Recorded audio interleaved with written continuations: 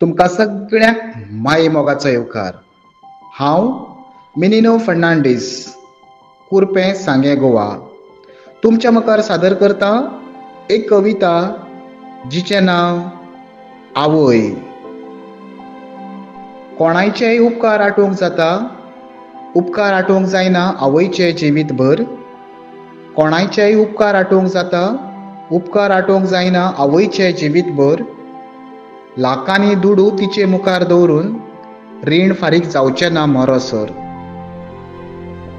ल्हानूच थावन दुदान शिंपता, राखण करूंक पालवांत लिपयता.